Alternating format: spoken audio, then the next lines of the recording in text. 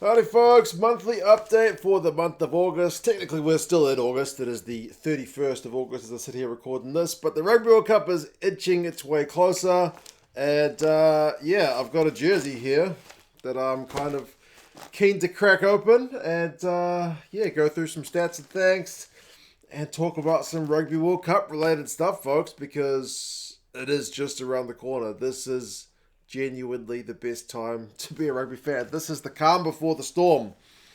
It's all kicking off in just over a week's time. So yeah, I got this package a few days ago. It is sent from our man Marc, who sent the jersey that I'm currently wearing, this Uruguay jersey.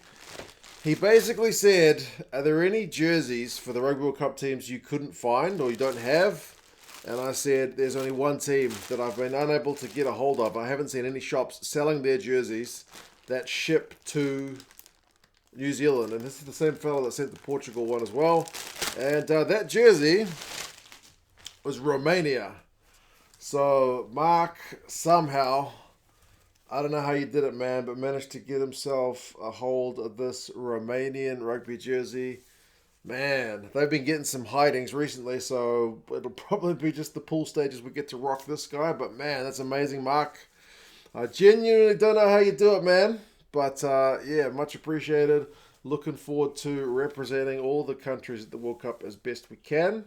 But man, that is bloody awesome. Romania at the World Cup. We will see if they are able to put on a show for us. But cheers, Marc. Yeah, like I said, don't know how you do it. You're a bit of a magician, but yeah, very much appreciated, man. Had the same deal trying to get this Uruguay one at the last World Cup, but yeah, man, much appreciated. Also, so thanks to you guys for watching the channel. It's been a pretty big month of August with all the Rugby World Cup warm-up games. I can feel the kind of the momentum is building for the World Cup. If you haven't subscribed, folks, please do that. There's always more than half the people that haven't subscribed. It certainly helps us out. Like videos and comment on videos and all that jazz. I don't always remember to ask for it. In fact, I very rarely remember to ask you guys to do that. But if you haven't done it, do us a favor and do it now. Audience, South Africa #1. I'm going to probably tell you why in a second. UK #2, Ireland #3, New Zealand #4, Australia #5. Pretty much the same 5 countries. It's just the order changes between them. Even 962 views from China. I don't know how that works, seeing as YouTube is blocked in China. Although I think there are a couple of spots where you can get kind of unrestricted internet in maybe Shanghai. But yeah, if you wondered what I look like without a hat on, without a whiteboard behind me, I did take some video while I was in China back in April, including when I went across the Yangtze River, which is the 3rd longest river in the world. So if you want to check that out, me interacting with some locals and getting up to stuff, I've got another channel called 2 Cents on Tour.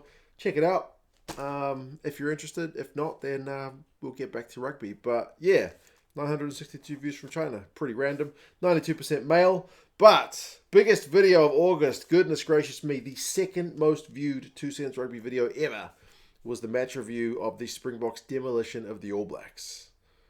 Yeah, that was a massive game, and the response to it has been pretty incredible. Something about the All Blacks getting beaten that people like to see. I don't know what it is, but yeah, that was a historic game, although hopefully from an All Blacks point of view, once the World Cup gets underway, we can kind of put that one to one side. But yeah, certainly I feel like that drove a bit of the South African traffic, although you guys in that part of the world definitely love your rugby, and as I said, always in the kind of top 5 of viewers anyway. Also a big thanks to the patrons who support the channel every month financially and keep us going, especially to Angus, Jack McHugh and Matt Barrett. To you guys, cheers for coming along, all you people. Help keep the lights on at the offices of 2 Cents Rugby. Hopefully we've got some good content for you guys for the World Cup. It's going to be a pretty busy month.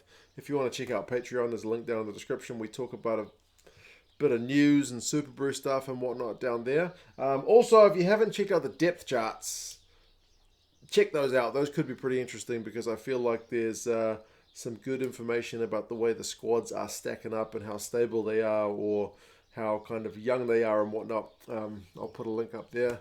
as well. I think they've been, I don't know, I find them interesting, if nothing else. What else is going on apart from the stats and thanks? Scotty Barrett's been cleared.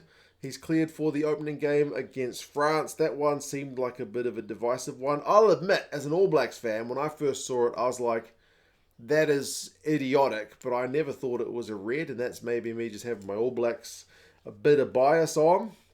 Scotty Barrett does have a bit of history with red cards, but the judiciary, which was made up of a Englishman, a Welshman, and a Romanian, concluded that the first contact was with the arm, and there was not a high degree of danger. It was certainly dumb, and it was certainly reckless, and you could even say dirty, but it's not met the threshold of a red card. So yeah, there you go. He is cleared, which is good news for New Zealand because we are down on locking stocks at the moment with Retallick being injured. What's his name? Former referee, Welshman, Nigel Owens, did a piece about it on Whistle Watch. And he also concluded that it was a yellow, although I did read down in the comments and there are a few people who are livid with that one, but I guess that's the way sometimes things go with the old refereeing calls. What else is going on? Rugby World Cup Fantasy. I've already set up a Super Brew pool, so if you guys know your predictions, I'll put that down in the description as well. I love the old Super Brew Fantasy. I've not been doing that well in my recent pools. It's been a couple of years since I won one. Six Nations is the best one I've done in a wee while. World Cup should be interesting. There's already 500 odd people in that pool. But World Rugby is doing Fantasy. I've had a wee look at the old Rugby World Cup Fantasy. I may or may not play. I've already set up an account. But Fantasy, I can tend to get a little bit obsessive compulsive about the fantasy, like looking up all the stats. You know me and my stats. It's just, it's an avenue for me to pour far too much time into when I'm assuming it's already going to be pretty busy. But we'll see. I've had a look at the most expensive players. It's Finn Russell, Johnny Sexton, Richie Mo'unga, and Matthew Jalibert. So they're going all the 10s as kind of your most expensive players. Jalibert is an interesting one, since he doesn't really do goal kicking. I'm not sure if they factored that in or not to the valuing. At least, with the French, it's the fullbacks who've been doing the goal kicking. But yeah, so you guys going to play fantasy? I always liked it, but as I said, can be a bit of a time sink. And the injuries, man. If you are playing fantasy or you're just keen to see about the World Cup, there's a lot of guys who are already out. Romain Intimac, Kian Healy, two of the kind of bigger guns that are out of the World Cup. Tetes Chaparro from Argentina as well. So a couple of props. A 10. Remember, we've got Armin Pollard from South Africa who are not in the squad. But those guys are at least maybe going to be available to replace guys if push comes to shove later on in the tournament. Whereas Intimac, Healy, and Tetes Chaparro, those guys are just gone. Ala Alatoa, Ken Owens as well. Big names from many of the countries. England's lost Van Portfleet and Anthony Watson. And Italy lost Padovani. New Zealand have had a few knocks. They've taken a niggling Retallick to the World Cup. He's not going to be fit for the start. Tyrell Lomax picked up a big cut on his leg in that game against the Box. Shannon Frizzell's picked up a niggle as well. So there's three guys that won't be available for selection. Dante's out of that first match as well for France, but he's not kind of out for the World Cup, which is at least a bit of a good news one. Gorgadza for Georgia.